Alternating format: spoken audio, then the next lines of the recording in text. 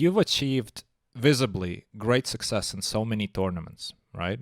The big scores in the biggest ever Poker Stars tournament that was held. You won the Scoop, you won the W Coupe. The first time you made a big score, how did it feel?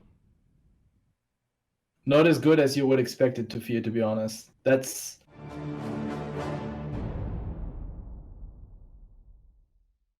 And I like this quote. I think it was Barry Greenstein who once said, and I'm going to paraphrase because I don't really remember the quote, but I think he said, "Show me a poker player who never went broke, and I'll show you somebody who still has a lot to learn." Right? Which is so true. I remember the first time I read it, I was thinking like, well, yeah, interesting. But now I really see how true it really is.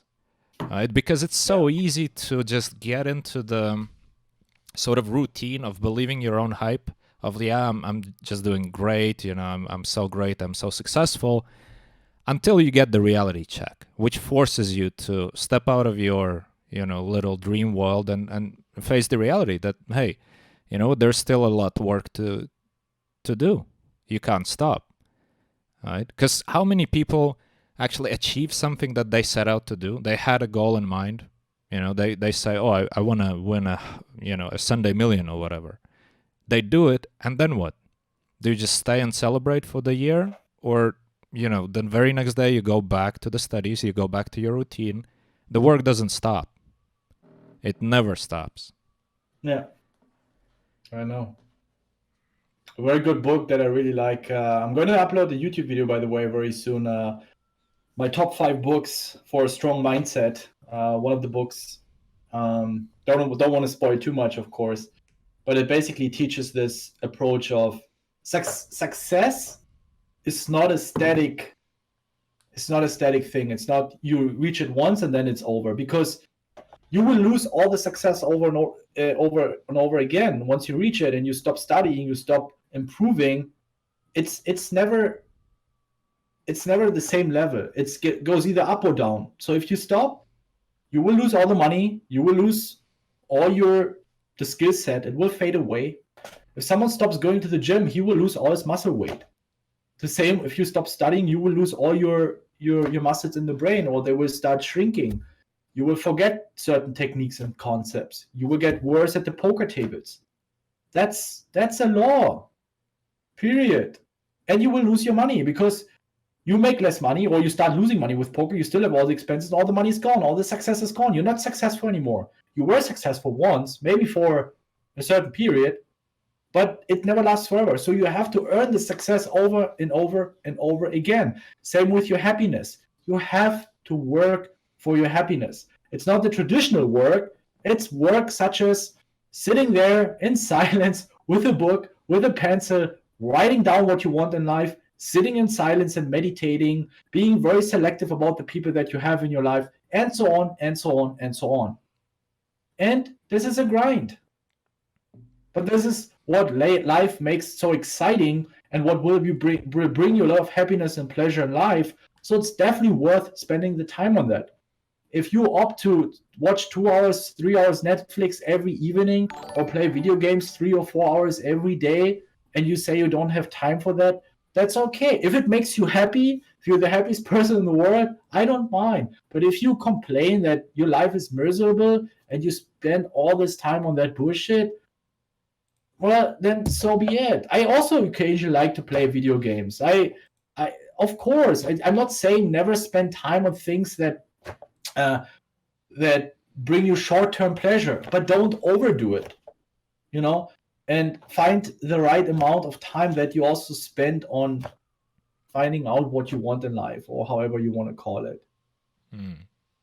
Great advice, and I'm really looking forward to your video of the top five books. Was it top 5 books, right? Yeah.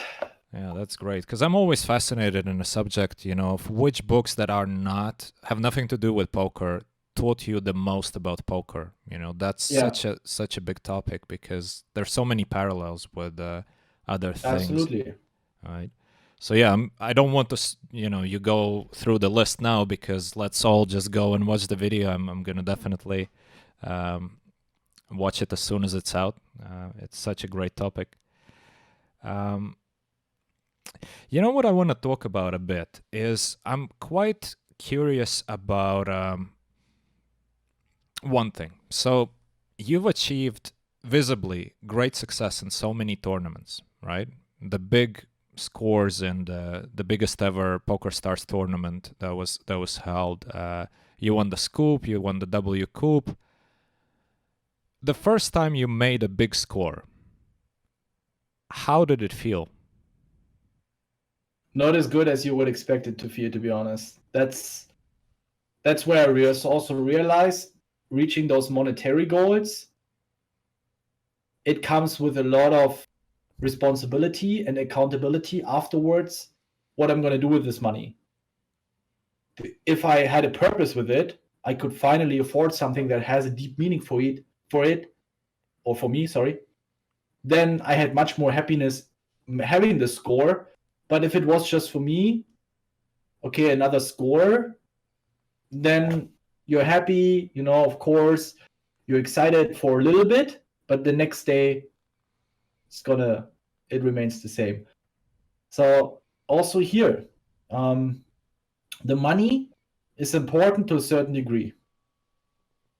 And then it's up to you what you make with it. If you finally can afford something that is a very meaningful goal for you, you might be able to help your parents with like paying them back, or friends or whoever who might be in a financially critical situation, and this has meaning for you to financially support them.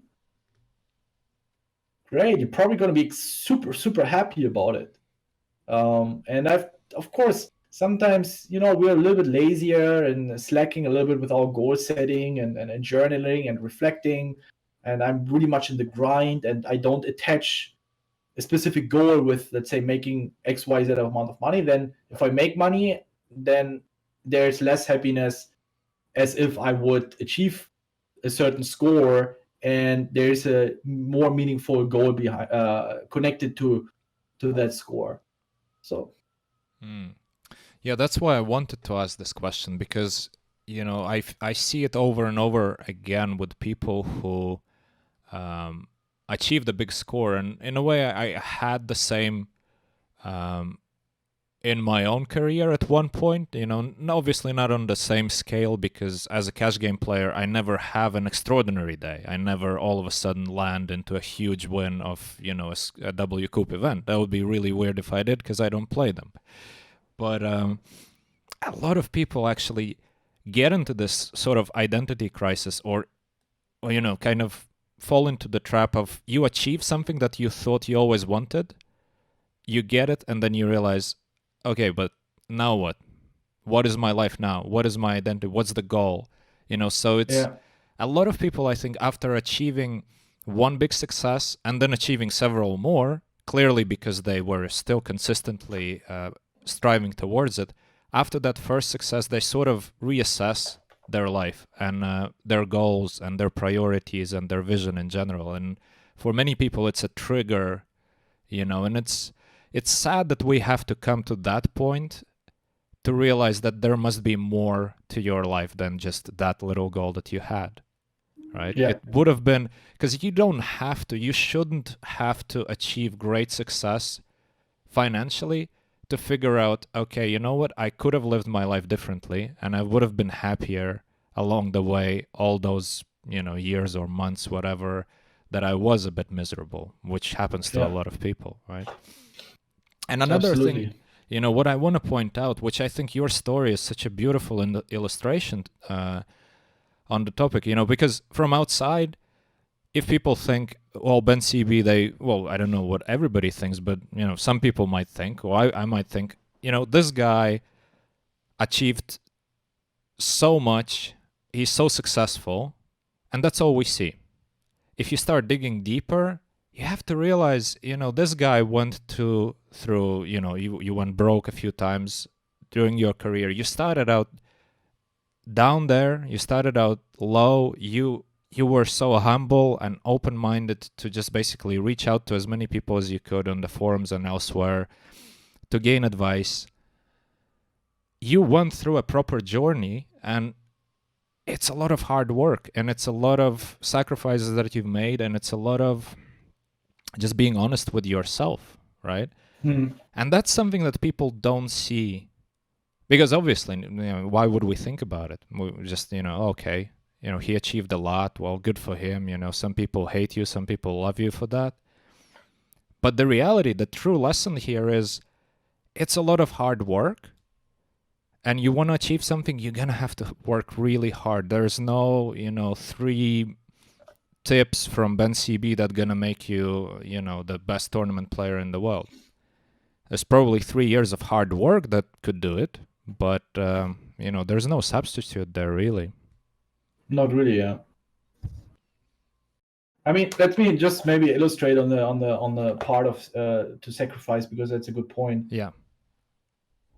You have to distinguish between your personal life, your work life, business, poker, whatever, and of course your relationships and your family. And I would say sacrifice is very, very important on this personal level.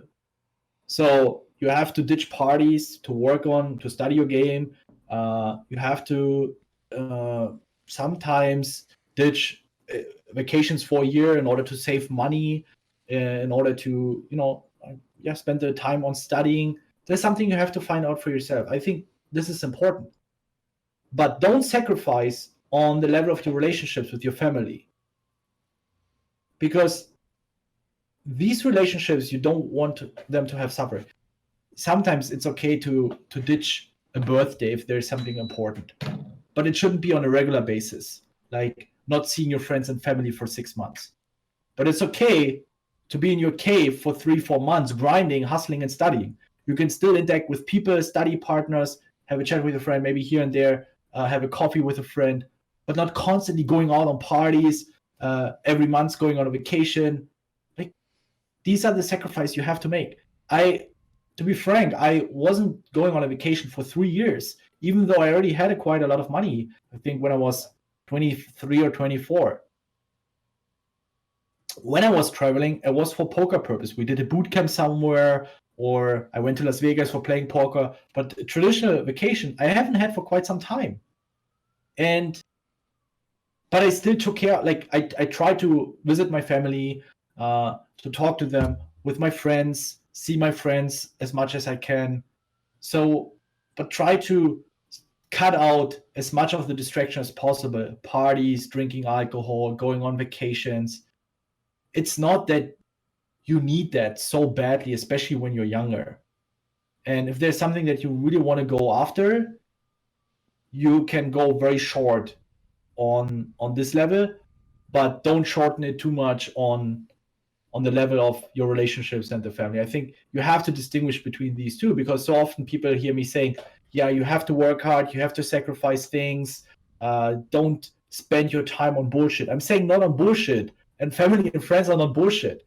Sometimes we need this place of safety, this place of comfort with our friends and family. We can regain momentum, we can regain confidence, maybe get some support. That's why it's so important to have the right people in your life. Maybe spending time with friends that will tell you, hey, poker sucks shit, it's just a game of luck, don't play it. You shouldn't spend time with these kind of people too much. So always distinguish between I'm not saying grind 24/7 and study 24/7. You will burn out. You're in for the long run. Spend your time wisely and not too much on bullshit. You don't need to horse around on every party every weekend and be wasted and be drunk. You can skip parties for a month. If there's an exciting party that you've been really looking for, that you're really inspired to go there, not because others are dragging you to come to drink, then go there, have a good time. But the more you do it, then don't complain of not seeing the results, where others that you compete with are spending more time on studying. It's that easy. It's hard to give very practical advice. It's still quite generic, but I think it goes in the direction of, okay, being able to distinguish what does it mean spending time on bullshit and spending time outside of poker that helps you to recover, helps you to get the right perspective, and helps getting you also feedback from others, whether it's on a poker level or mindset level. This is great advice. Super important. Yeah, the relationships, the family, and again, there's several pillars that we can consider as the main foundation of every individual. And people have different values. Some people value the family above other things. Some people don't. In the end, it's a personal choice. But if you're making a sacrifice in your relationships and your family, you have to realize that it's gonna change how your life is gonna look like. Right? I recently had a lot of thoughts on the topic because I was seriously considering playing against Phil Galfond in the challenge, and I deliberated on that for about 3 weeks, and we were discussing with him, going through the details, and talking, basically trying to finalize the whole thing. And I realized I can't do this. With the 12-hour time difference, etc., the commitment of 50,000 hands and like 2.5, 3 months playing, plus as much time as I could possibly get leading up to that for studies. I have a family, I have a kid. I don't want to sacrifice my life for something like that with a huge commitment that completely kills my freedom. And a lot of people didn't understand that. And I was like, okay, I see why you don't understand it, but these are my values. For me to miss dinner with my family for 4 months, that's a big thing. Because I'm not going to be happy. I mean, if I have to, I basically don't see them, because I would sleep one day and wake up. I would play when they're having dinner. It's not for me. Everybody has individual values, and I can totally understand why other people might not see it this way. But you have to understand what's important to you and then live your life in a way that, doesn't contradict these things. Yeah.